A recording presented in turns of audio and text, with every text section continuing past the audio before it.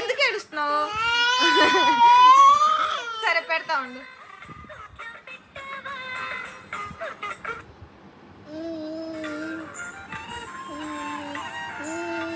పెట్టాగా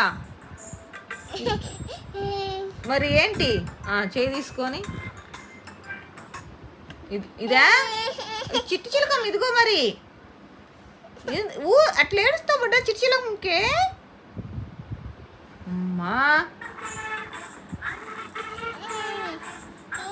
ఇది వద్దా? ఇది వద్దు మరేం కావాలి?